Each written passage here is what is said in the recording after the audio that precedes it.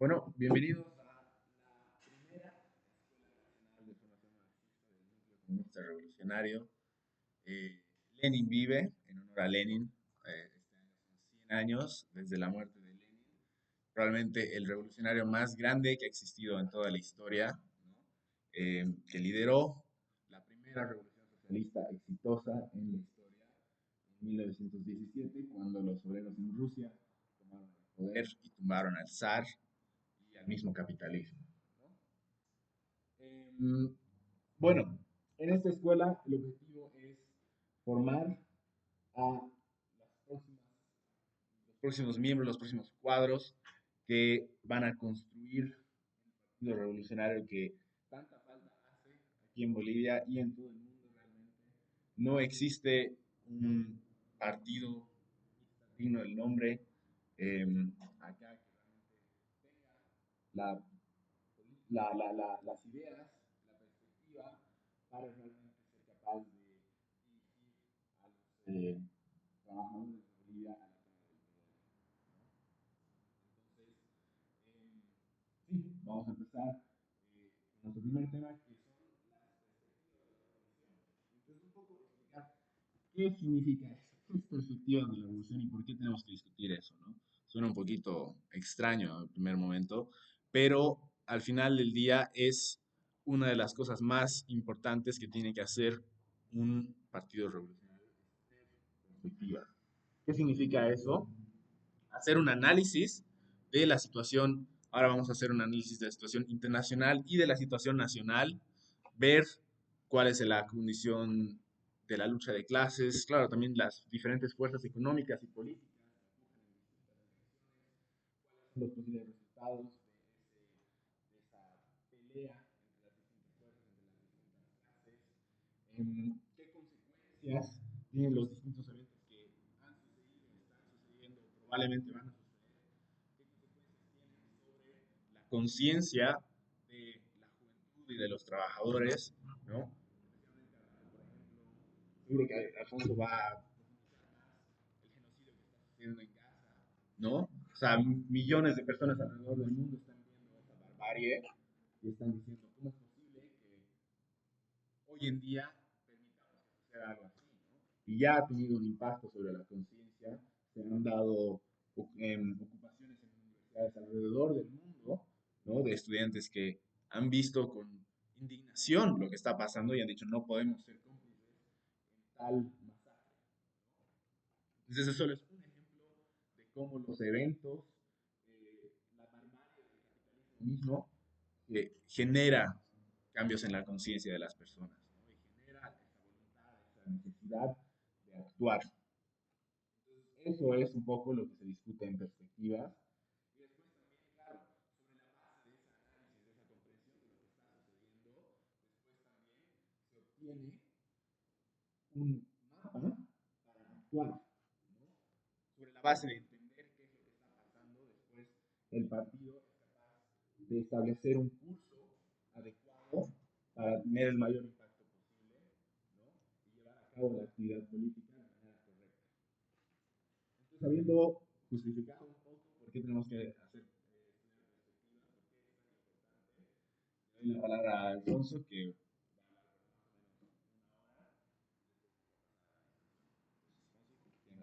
Gracias por la buena introducción. Bueno, empezando diciendo que creo que no sería sorpresa para nadie en este salón el darse cuenta que estamos actualmente en uno de los periodos de mayor crisis del sistema capitalista y de inestabilidad económica y política. Probablemente al único que le sorprendería esta idea sería Francis Fukuyama, que hace 32 años supuestamente proclamó el fin de la historia y además de algún que otro intelectual burgués que todavía tiene fe en el rol progresivo del capitalismo y que aún piensa que es algo necesario para la humanidad o algo bueno. La crisis que estamos viviendo actualmente no es un fenómeno inusual de la historia, es tan solo una expresión más de que el capitalismo ha llegado a sus límites hace tiempo y a sus capacidades de jugar un papel progresivo en el desarrollo. Como sabemos por el materialismo histórico y su análisis, todo sistema económico nace por determinadas razones y condiciones, florece, se desarrolla, alcanza su periodo de apogeo y inmediatamente entra en una fase de declive, donde eventualmente este es reemplazado por un nuevo sistema que nace de las contradicciones inherentes de sí.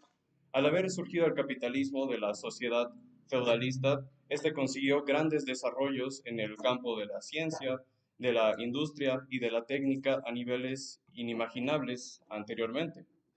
Y en el proceso de desarrollar las fuerzas productivas, también formaba a su futuro sepulturero, la clase obrera organizada, y también esta clase obrera organizada sentaba las bases para la contradicción final del capitalismo, que es una futura sociedad sin clases. Bien, aunque las crisis periódicas del capitalismo son algo normal y bien establecido y cíclico del sistema capitalista, nos atrevemos a decir que esta en particular tiene un carácter existencial y orgánico, que se expresa no únicamente en el aspecto económico y en el estancamiento de las fuerzas productivas, sino en una crisis general de la cultura, la moral, la política y la religión. Las contradicciones se acentúan cada vez más, haciendo estragos en la vida de los trabajadores, en la gente que tiene el infortunio de vivir en los países donde más están expresando los conflictos de los países imperialistas, pero no solamente ellos, sino sectores de la población que en un momento se llegaron a considerar invulnerables o inmunes a los cambios bruscos en la situación económica y política, como doctores, profesionales, funcionarios y otros trabajadores de cuello blanco, los cuales gradualmente se han acercado más y más al proletariado y ven su situación como lo que realmente es, que es una situación bastante frágil y volátil, digamos. Ahora, todos estos factores han hecho que sectores cada vez mayores de la población estén abiertos a ideas cada vez más radicales, que propongan no solamente una mejora de la situación o del sistema, sino un cambio radical del mismo. La burguesía se encuentra en este momento en la crisis más grave de su historia, pero debido al enorme fortalecimiento de la clase obrera, ya es incapaz, como en otros momentos de la historia, en avanzar rápidamente en la dirección de la reacción abierta, como llamaríamos el fascismo. Aún así, no debemos olvidar que el capitalismo, aún en sus más profundas crisis, siempre encuentra la forma de retrasar su caída. Todo esto obviamente a expensas de la mayoría de la población, de los trabajadores y además sentando las bases para una futura crisis aún mucho más aguda y acentuada. Esto se ha repetido y se seguirá repitiendo hasta que exista un movimiento revolucionario que sea realmente capaz de derrocarlo y ponerle un fin tan necesario para la humanidad. En la actualidad, las economías capitalistas más grandes del mundo están entrando en un periodo de marcada recesión y junto a esto ocurre una crisis generalizada que pone en tela de juicio no solo al capitalismo como sistema económico, sino a la democracia burguesa como institución que ya no es capaz de garantizar las conquistas que en algún momento la clase trabajadora logró para sus condiciones de vida. Como marxistas también tenemos que entender la causa material subyacente detrás de todos estos fenómenos de crisis. Como dije anteriormente, esta es una crisis orgánica, pero para hablar de esta en específico tenemos que hablar de una crisis anterior.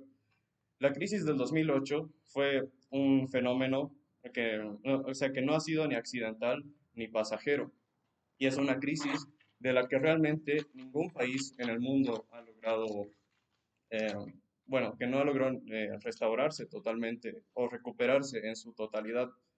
Esto significa que desde ese año ni siquiera han existido las bases como para la creación de un nuevo ciclo de auge económico y de desarrollo que suele venir después de estas crisis, ¿no? Vemos cómo desde el 2008 los capitalistas han recurrido a métodos inusuales como los grandes rescates bancarios de miles de millones de dólares por partes de bancos centrales y de los gobiernos para poder mantener a flote los libres mercados y salvar al sistema de, bueno, el libre mercado y salvar al sistema de un colapso mayor. Esto volvió a repetirse en el periodo de la pandemia, donde muchos gobiernos de igual manera tomaron medidas drásticas que apaciguaran un posible estallido social y el total colapso económico, ¿no? A través de estas intervenciones masivas, hemos visto lo idealista que es este concepto de el mercado regulándose solo o la mano invisible de la economía salvando la situación, ¿no? Eh, y estas masivas intervenciones son uno de los motivos principales de por qué aún no logramos salir de una crisis precedente. Hemos visto también una acumulación extraordinaria de la deuda pública, donde ya es lo más común que todos los países del mundo tengan más del 100% de su Producto Interno Bruto en deuda. Y no solo estamos hablando de deudas públicas, sino también deudas privadas y familiares. La deuda total de todo el mundo alcanzó los 313 billones de dólares para el primer trimestre del 2024, y esto representa un 300% del Producto Interno Bruto mundial. Sabiendo que son tales las deudas que afectan a la capacidad adquisitiva de toda la población y entendiendo que los capitalistas únicamente realizan inversiones ahí donde hay ganancias para hacerse y no donde hay necesidades para satisfacer, podemos entender la gran disminución de inversiones que ha habido, pues es muy difícil obtener beneficios en situaciones como estas. En los grandes países capitalistas, tras un largo periodo donde la inflación se había mantenido a niveles muy bajos, ahora se ve una explosión inflacionaria bien marcada, que obviamente ahora se le está atribuyendo a Putin, a la guerra en Ucrania, el shock de los precios de la energía, pero esta tiene motivos subyacentes mucho más importantes, precisamente la acumulación de la deuda de la que estoy hablando. Para controlar esta inflación, los bancos centrales del mundo han aumentado los tipos de interés que durante muchos años se mantuvieron ultra bajos, cercanos a un 0%, con el fin de reactivar la inversión. Pero, como vemos, esta reactivación no ha ocurrido porque no han pasado ni las inversiones ni la recuperación de la situación económica después de las crisis. Ahora las tasas de intereses han subido enormemente y han roto, digamos, esta burbuja crediticia que caracterizaba al capitalismo en los últimos años. Y esto baja relativamente la inflación, pero realmente lo que causa es una recesión económica en la que miles de personas van a ver amenazada su situación, perdiendo su trabajo o su vivienda, lo cual en la perspectiva de un economista burgués es una medida racional de los capitalistas para sacar adelante la economía. Ahora es importante hablar de los límites de la globalización. Bien, tras la caída de la Unión Soviética, hubo un enorme aumento en la participación de los países en el mercado mundial, con la entrada de países como China, Rusia e India.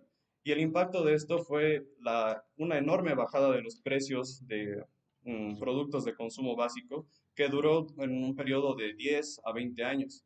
Veíamos la entrada al mercado de productos chinos a precios súper bajos que mantenían baja la inflación. Además, los salarios durante todo este periodo realmente no subían de una manera significativa, pero esto no se notaba precisamente por los tan bajos precios de las mercancías. Pero bueno, este periodo ha llegado a su fin y ahora vemos enfrentamientos, guerras y la división de la economía mundial en bloques bastante marcados de rivalidad. Y esto no solamente ocurre entre Estados Unidos y China, cuya rivalidad ya es bien conocida hace tiempo, sino entre bloques supuestamente aliados y amigos como Estados Unidos y, bueno, la Unión Europea. Un gran ejemplo de esto han sido las restricciones que ha puesto Estados Unidos a las empresas europeas que fabricaban chips y conductores para que, bueno, para justamente poner restricciones a las medidas de negociación que tenían con su gran competidor, China. Y esto demuestra lo falsa que es la idea de que en este sistema económico rige la libertad y el libre mercado. Ahora, la causa fundamental de la crisis en el capitalismo acentuadas más aún en la etapa del imperialismo, son dos. La primera es la propiedad privada de los medios de producción, que entra en contradicción directa con el carácter social de la producción, y la segunda causa es la existencia de los límites del mercado nacional, que ya han sido superados hace muchísimo tiempo, causando todo tipo de conflictos económicos y bélicos en el mundo. Justamente después de la derrota del estalinismo, es decir, después de la caída de la Unión Soviética, la clase dominante estadounidense entró en un periodo de euforia y llegaron a pensar que no iban a tener ningún conflicto para poder mantener su dominio en el mundo. Inmediatamente en este periodo, estoy hablando de los 90, empezaron a llevar a cabo resoluciones de toda una serie de conflictos que ya llevaban décadas. Algunos de los ejemplos son la transición a una democracia burguesa en Sudáfrica, año en el que supuestamente terminó el estado de apartheid. Otro ejemplo son los acuerdos de Oslo entre Palestina e Israel, que ya vemos dónde han terminado, y otros como los acuerdos de paz en Irlanda del Norte. Toda esta situación de los años 90 vemos que no podría ser más lejana a la situación actual. ¿Qué vemos ahora? La impotencia total de Estados Unidos para resolver prácticamente cualquier conflicto en el que está involucrado. Y además de un declive del imperialismo estadounidense, este declive, perdón, se ha hecho más evidente en el conflicto de Siria durante el mandato de Obama, donde fue necesaria la entrada de otra gran potencia, Rusia, y su intervención para llegar a acuerdos con los países vecinos como Turquía, Arabia Saudita e Irán para poner un fin al conflicto. Bueno, pero aún con esta creciente incapacidad de resolución de conflictos y aparente declive, Estados Unidos sigue siendo y va a seguir siendo la potencia imperialista y militar más poderosa y más reaccionaria del mundo, con un gasto militar equivalente a los 10 países que le siguen en la lista. Tan solo en 2023, el gasto militar de este país fue de 916.000 millones de dólares, pero actualmente estamos viendo el auge imperialista de China y Rusia, que cada vez más se disputan por el control de esferas de influencias, lo cual ha abierto grandes debates entre muchos grupos comunistas y socialistas en el mundo sobre cuál es el rol de estos países. Algunos cometen el grave error de pensar que China es un país socialista y ven su auge como algo positivo. Otros admiten una verdad a medias, diciendo que China es un país capitalista, pero de todas maneras piensan eh, que su auge es algo positivo y que va a causar un mundo multipolar donde los intereses de la clase trabajadora se pueden expresar de manera más libre, supuestamente. Nosotros, en cambio, reconocemos que esto es totalmente falso. China no solo es un país capitalista, sino netamente un país imperialista.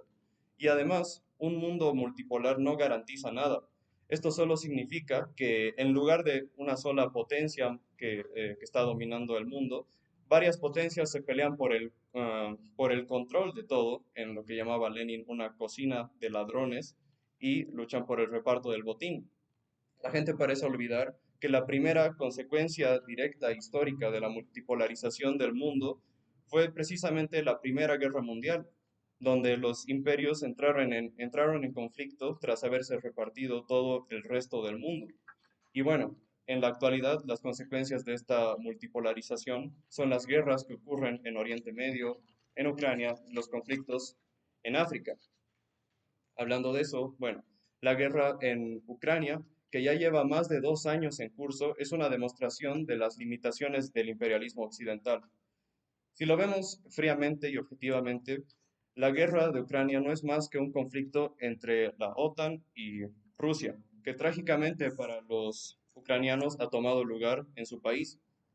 La idea para Estados Unidos era, a través del uso de la guerra, de las sanciones y de la presión militar, llevar a una crisis política en Rusia que dé lugar a la entrada de un líder más adepto a los intereses occidentales. Pero ha pasado exactamente lo contrario. Parece ser que Rusia, francamente, está ganando la guerra y la capacidad de suministro militar por parte de Estados Unidos está llegando a su fin.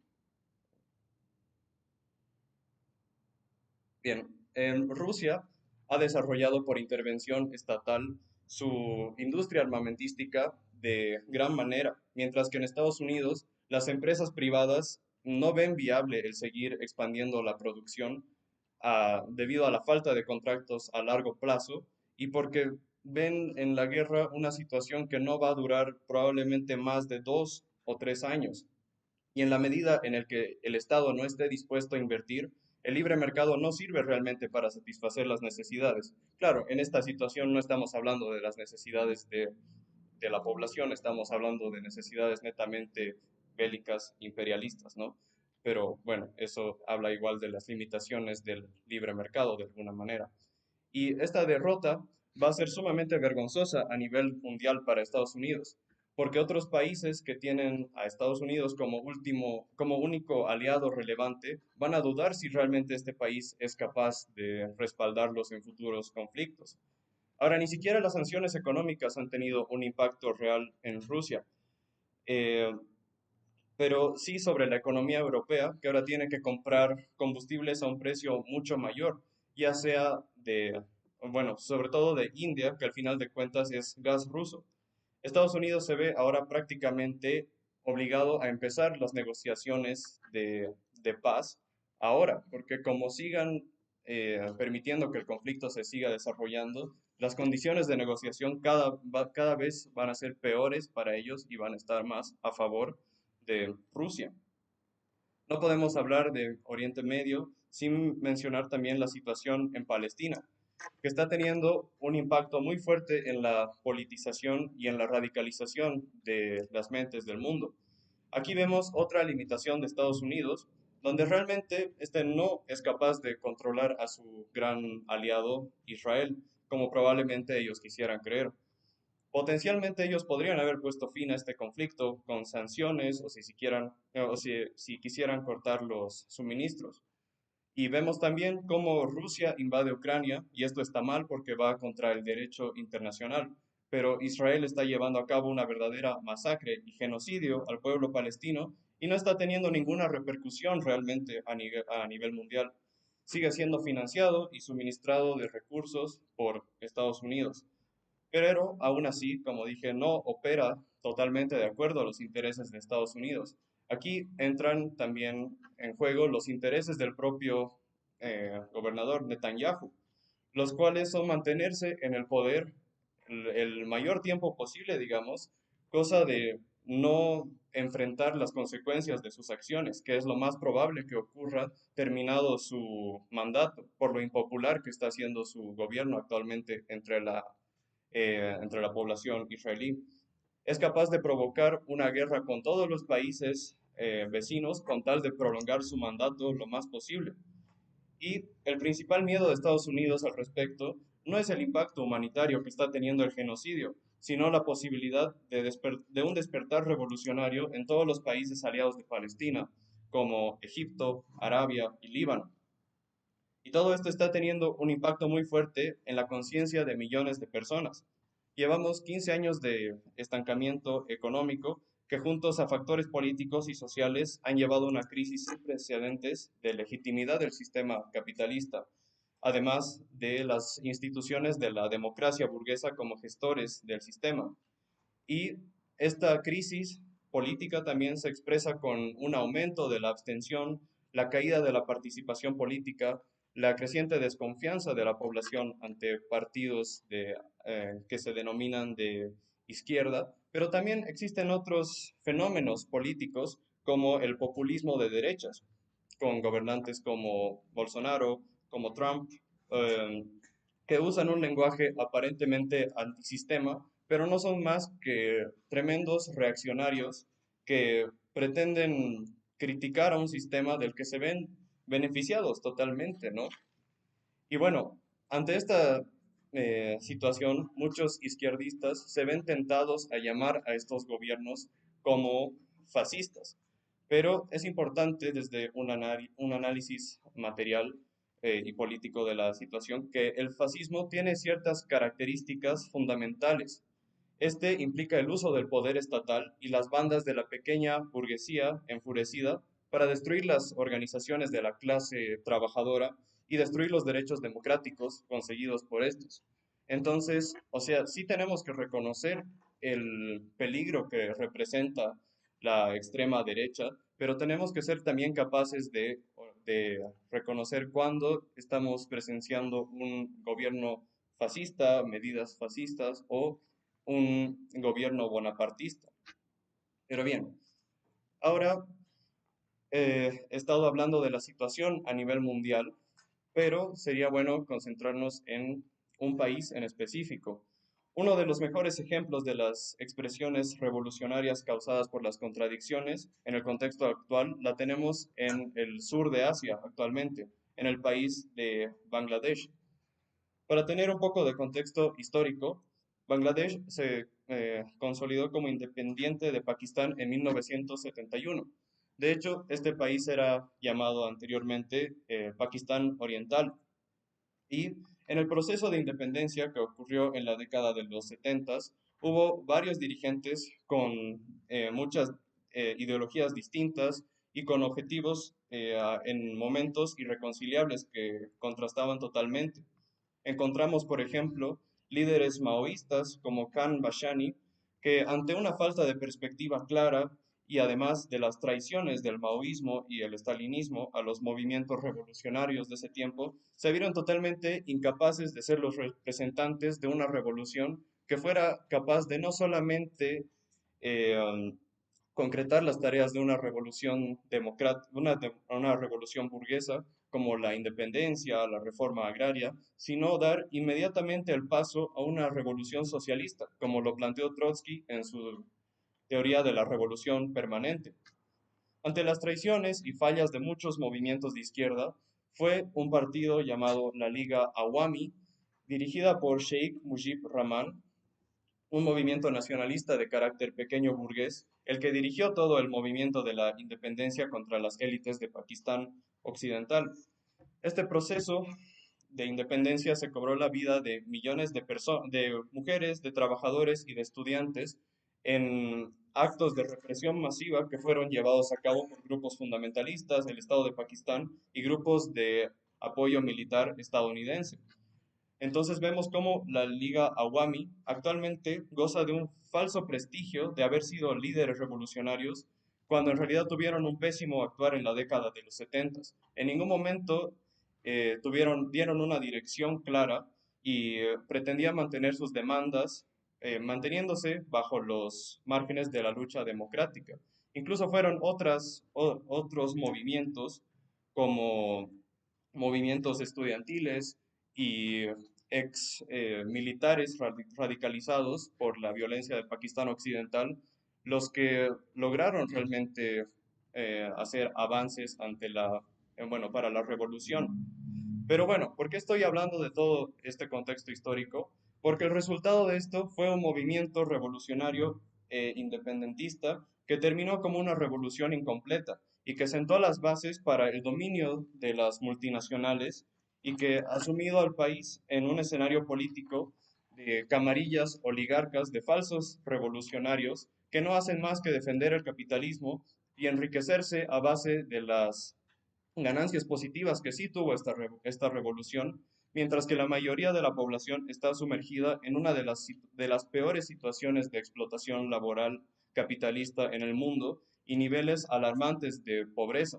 En la situación actual, el 39% de los jóvenes bengalíes no tienen trabajo ni estudios y existe una alta tasa de inflación y de desempleo.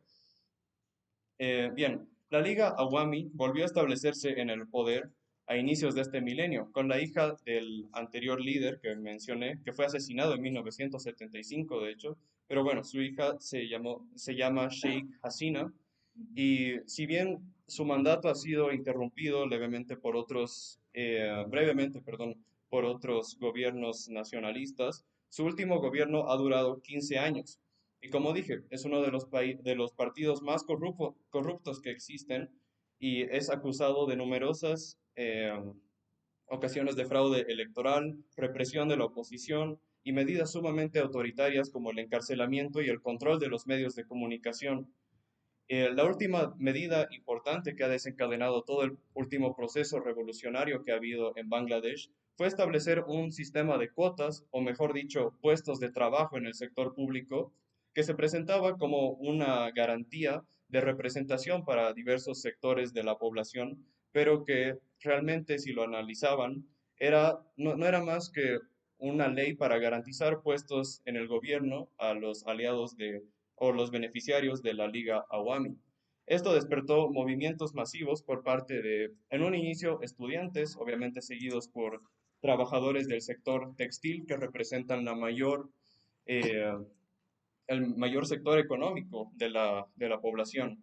El gobierno, ante esto, tomó serias medidas de represión, utilizó la fuerza bruta y la violencia policial, y lo que empezó siendo una protesta ante una ley de cuotas tomó un carácter netamente revolucionario, que era derrocar a este gobierno que tenía sumido a Bangladesh en tal situación económica desde hace tanto tiempo. Eh, Tras semanas de lucha, la clase dominante bengalí, representada por los altos mandos militares y los dirigentes políticos de la Liga Awami, se vieron totalmente incapaces de opacar, digamos, a la ira de las masas con el uso de la fuerza bruta, como lo estaban haciendo. Fue tal la presión de la población que se vieron obligados bueno, a la abdicación y a la huida de Sheikh Hasina, básicamente. Y durante todo este tiempo, los trabajadores de Bangladesh y los estudiantes fueron capaces de establecer múltiples comités que desplazaban totalmente muchas funciones del anterior estado burgués roto, digamos. Lograron asegurar el funcionamiento correcto del sistema de salud, lograron una situación de estabilidad incluso, y fueron capaces de establecer un sistema de denuncias ante los casos de corrupción, donde los problemas se resuelven mucho más rápido en comparación al proceso burocrático anterior, ¿no? Del Estado que están intentando derrocar. Pero ahora surge la pregunta, ¿qué sigue ahora para Bangladesh?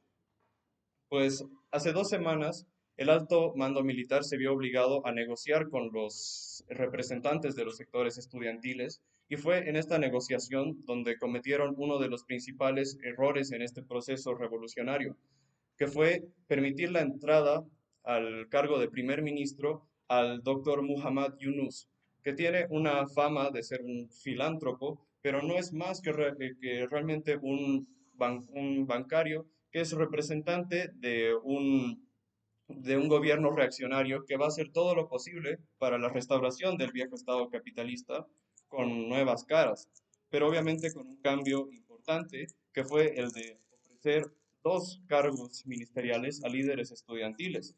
Esto obviamente se hizo para darle un tinte de legitimidad a este gobierno.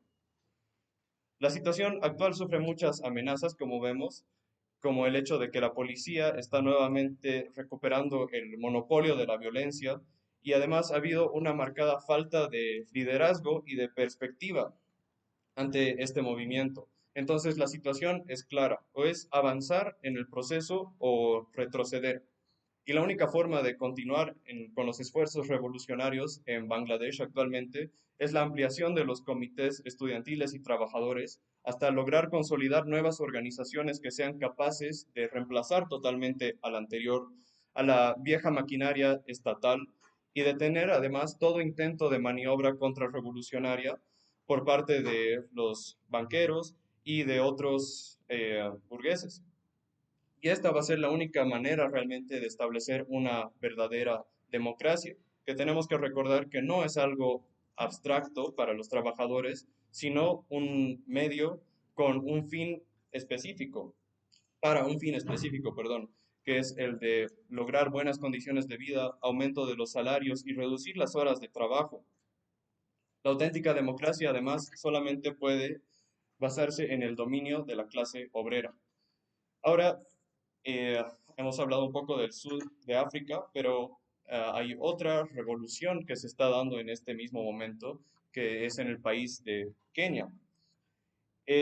Todo empezó cuando el presidente bueno, el gobierno de William Ruto estableció una ley de finanzas llamada la Ley de Finanzas 2024, que establecía un aumento de los impuestos, del IVA y del aumento de los costos de productos de primera necesidad y de servicios básicos, además de impuestos ante un sistema bancario digital del que depende en gran medida la población keniana, que, bueno, que amenazaba totalmente a la situación de la mayoría de la población. Esto generó obviamente un gran descontento y vemos, al igual que en Bangladesh, cómo un movimiento que empezó como una protesta ante una ley ha tomado un giro revolucionario con miles de jóvenes tomando las calles en 34 de los 47 condados del país y ya no solamente tienen el fin de evitar que se promulgue esta ley, sino el de, el de derrocar a un gobierno que, al que ven como un representante de los intereses de los capitalistas y de instituciones imperialistas como el FMI y el Banco Mundial y que tienen sumido al país en una situación de pobreza. Incluso la multitud de jóvenes logró expulsar a la policía de edificios muy importantes para la democracia burguesa como el Parlamento y ocuparon múltiples instituciones gubernamentales en ciudades como Nairobi y Mombasa, ciudades muy importantes de Kenia. Pero a pesar de toda esta euforia revolucionaria, el gobierno de Ruto sigue de pie. Pero sin embargo, vemos todavía algunos factores positivos. Se maneja actualmente entre los jóvenes el lema de sin miedo, sin tribus y sin partidos, que esto refleja un rechazo total a los partidos de oposición a Ruto que no representan realmente una alternativa viable para un proceso revolucionario, que es lo que realmente necesitan. Fue tal la presión de las masas que William Ruto, al día siguiente de haber llamado a todos estos jóvenes como criminales, se vio obligado a dar un paso atrás y decir que iba a reconsiderar la promulgación de esta ley. Pero realmente lo que pasaba es que también se vio imposibilitado de continuar con la represión violenta que estaba llevando a cabo y veía incluso un riesgo o un peligro en una decisión del propio ejército que está asumando. Porque, ¿qué pasa realmente en el ejército? Lo podemos ver como una institución homogénea, digamos, pero realmente hay dos sectores muy marcados ahí, los de los soldados rasos, que están mucho más conectados a la realidad de los campesinos y de los proletarios, y obviamente los generales, que son los representantes de la oligarquía reaccionaria, ¿no?, del país. Pero bueno, la situación en Kenia sigue desarrollándose en un proceso revolucionario y, y bueno, vemos que ya hay un descontento general en la situación. Y vemos incluso en discursos como de este mismo William Ruto, que defiende el vivir dentro de nuestras posibilidades, como una señal de que por más de que se retire esta ley de finanzas, el gobierno va a seguir buscando formas de hacer que las masas kenianas paguen las crisis del capitalismo, porque eso es muy característico de todos los partidos burgueses, sea de derecha, sean de reformistas, que es hacer que los trabajadores paguen el precio de las crisis del capitalismo. Bien, a pesar de que hayamos hablado de crisis del capitalismo a nivel mundial y sobre conflictos de los grandes imperios, sobre guerras y genocidios en otros continentes, probablemente un tema que nos impacta mucho más en el ambiente político nuestro, digamos, es la situación de un país vecino que está pasando por una aguda crisis política y económica. Este país al que me refiero es Venezuela. Lo más seguro es que todos en este salón hemos tenido acaloradas discusiones con otras personas que, al igual que nosotros, intentan hacer sentido de toda esta situación y de formar una postura y opinión clara de lo que acontece en este país. Probablemente nos ha pasado que algunas personas que nos reconocen como sujetos de izquierda hayan pensado erróneamente que ante toda esta situación que está tan fresca en nuestras mentes, nosotros hemos tomado una postura de apoyar al gobierno de Nicolás Maduro. Esto evidentemente es algo que no podría estar más alejado de la realidad, pero para poder tener una perspectiva más clara y ojalá más revolucionaria de la situación, tenemos que remontarnos unos cuantos años al pasado. Para esto tenemos que hablar de Hugo Chávez, que fue un general militar que a través de los años de su carrera experimentó un gradual pero muy acentuado cambio en su conciencia política y de clase, destacando un momento en el que como miembro del ejército fue enviado a combatir contra trabajadores que protestaban por mejores condiciones laborales y de vida. Chávez entró a la presidencia con la idea clara, digamos, de luchar por los pobres y fortalecer los movimientos sociales, pero no tenía claras las ideas sobre el marxismo y la teoría revolucionaria. Fueron en realidad las masas las que gradualmente fueron empujando al chavismo más y más a la izquierda, demostrando los pasos gigantes que puede tener la conciencia en los periodos de mayor cambio. El gobierno de Chávez fue célebre por la reducción de la pobreza extrema y sus claras y fuertes posturas en contra del imperialismo estadounidense y un aumento significativo de la participación del pueblo en las tareas democráticas. Y si bien la revolución bolivariana no apuntaba realmente a la destrucción del capitalismo y al avance al socialismo, todas las medidas económicas y sociales llevadas a cabo despertaron un gran desprecio, digamos, por parte de los grandes sectores de la derecha reaccionaria venezolana, que no perdió la oportunidad de asestar intentos fallidos de golpe de Estado contra el presidente, como al inicio de los 2000. Esto despertó un movimiento que demostró el fuerte apoyo que había consolidado Chávez desde el 1999, que empezó su mandato. El 2013, tras su muerte, el mando pasó a Nicolás Maduro, que ya desde un inicio demostró ser mucho más conservador en todas sus posturas que Hugo Chávez.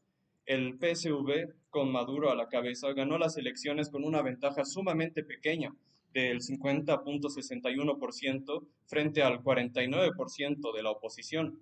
Y no solo hay que contrastar con los votos de la oposición, sino con los votos que había logrado Chávez en años anteriores, en las elecciones del 2006 y 2012, con porcentajes del 63 y 55% respectivamente.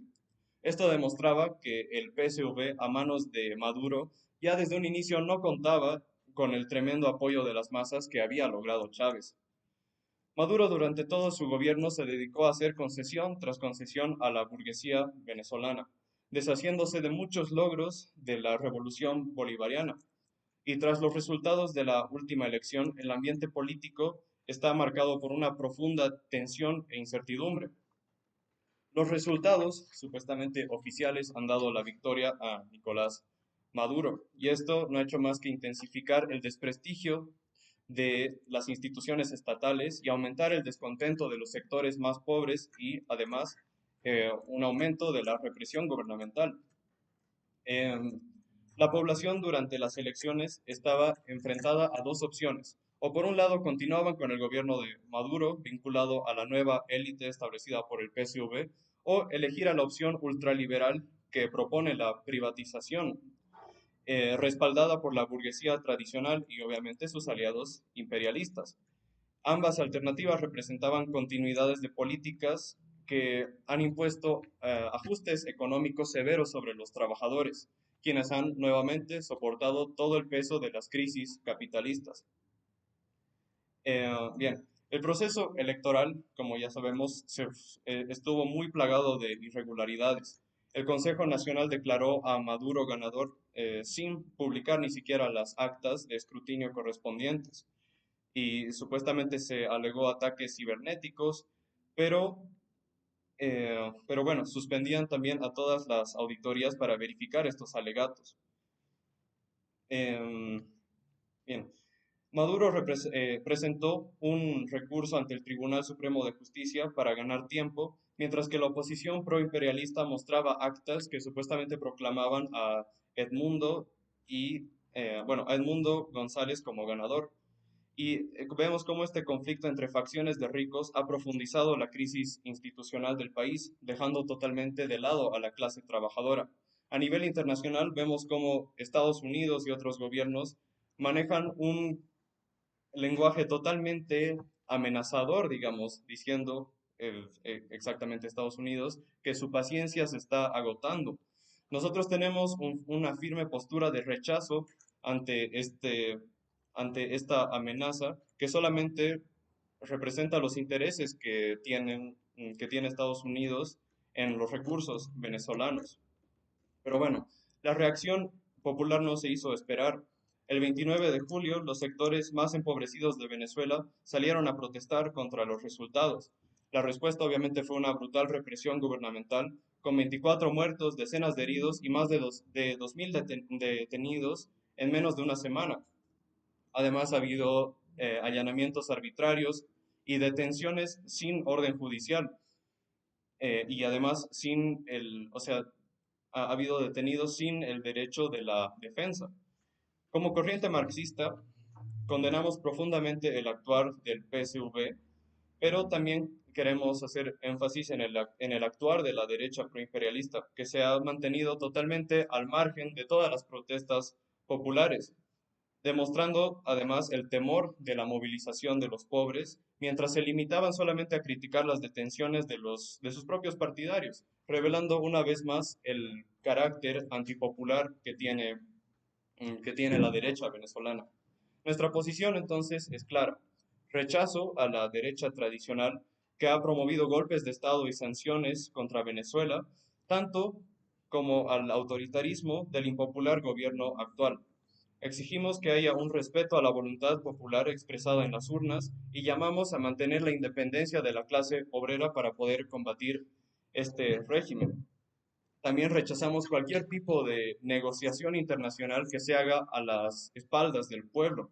Y es aquí donde radica la importancia de una alternativa revolucionaria en Venezuela que sea capaz de representar los intereses de los sectores más oprimidos y que sea capaz de enfrentar tanto a los viejos como a los nuevos ricos establecidos por el PSV y que defienda los derechos del pueblo.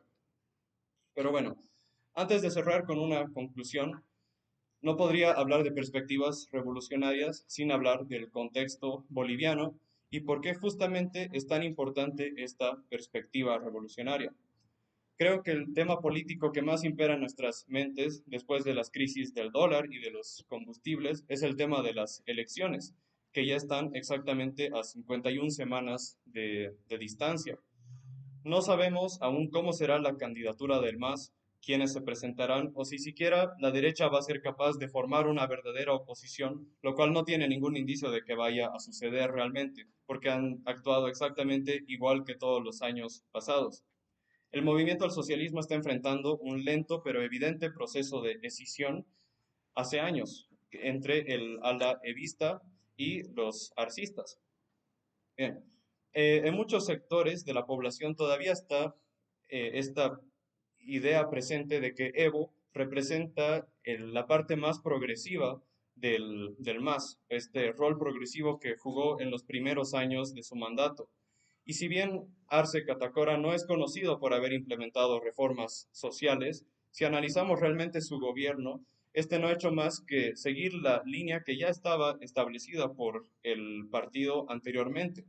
Si bien Evo entró al poder tras un periodo crítico en la lucha de clases, marcado por las crisis de inicio de este milenio y las crisis de los gobiernos neoliberales que le precedieron, desde un inicio se abogó por un modelo económico inspirado en las tesis de Álvaro García Linera, el llamado capitalismo andino amazónico. Ahora, ¿de qué se trata esta idea del capitalismo andino amazónico? Según Linera, que planteó las bases teóricas de esto, en Bolivia no existe realmente una clase económica, perdón, una clase trabajadora eh, desarrollada y tampoco un desarrollo de las fuerzas productivas. Lo que planteaba en realidad era un Estado fuerte, capaz de negociar con los grandes capitalistas y obviamente usar todo esto a favor de medidas sociales. Y además de esto, él buscaba una legitimidad intentando hacer comparaciones con lo que fue la nueva economía política de Lenin y Trotsky en la Revolución Rusa. pero aquí nuevamente hizo un gran error de razonamiento. Primero, tenemos que decir que es totalmente falsa esta idea de que no existe una clase obrera revolucionaria en Bolivia. Ha demostrado ya su capacidad revolucionaria en momentos históricos como 1952, 1971 y 2003. Y luego, es totalmente falaz pensar que el planteamiento de este capitalismo andino-amazónico se parece de alguna manera a la NEP. Si estamos familiarizados un poco con la historia de los primeros años de la Revolución Rusa, sabemos que Lenin y Trotsky reconocían desde un inicio que esta nueva economía política estaba muy alejada de lo ideal en la situación, sino veían en esta una medida de, o sea, una única alternativa realmente para poder mantener a flote la revolución tras un periodo sumamente inestable en Rusia, la cual apenas se recuperaba de la invasión de 21 países imperialistas en la llamada Guerra Civil Rusa de 1971 a 1922. En resumen, la NEP tenía una serie de concesiones a la clase de los campesinos que durante el tiempo de comunismo de guerra proveían el grano suficiente para alimentar al ejército y asegurar la supervivencia de la revolución, al mismo tiempo que establecían algunas medidas de libre mercado para la economía. Sin embargo, toda esta nueva economía política fue establecida únicamente una vez que ya estaba, o sea, que ya había ocurrido la toma del poder por la clase obrera, cosa que realmente no ha ocurrido en Bolivia, pues todavía sigue totalmente vigente el capitalismo. Lo único que hacía realmente esta idea de capitalismo andino-amazónico era postergar y postergar indefinidamente la revolución. Un error que no es único de Álvaro García Linera, sino que han cometido múltiples partidos estalinistas con esta concepción errónea, etapista de la historia. Pero bueno, aún con estas fallas teóricas y cuestionable modelo económico, Bolivia experimentó un gran periodo de auge con base a un modelo extractivista que se destacaba por la exportación de hidrocarburos. Esto pasaba a medida que China, nuestro principal comprador de petróleo, experimentaba un periodo de tremendo crecimiento económico tras su apertura al mercado mundial. Y este modelo lograba establecer la base económica para las políticas que más caracterizaban al gobierno del MAS, que era una fuerte inversión pública, una serie de bonos y subsidios estatales y un cambio fijo del dólar. El gobierno podía permitirse esto hasta el 2014, que es donde llegamos a un máximo histórico en nuestras reservas con más de 15.000 millones de dólares. Sin embargo, poco tiempo después empezamos a enfrentarnos a la caída de los precios de materia prima en el mercado mundial, además de la desaceleración económica de China. Y para tratar de equilibrar el presupuesto hubo que recurrir a recortes en áreas menos centrales que los subsidios al combustible, entre estos la educación, la salud, así como fomentar el crecimiento de áreas de la economía que puedan compensar los reducidos ingresos de los hidrocarburos, como la agroindustria.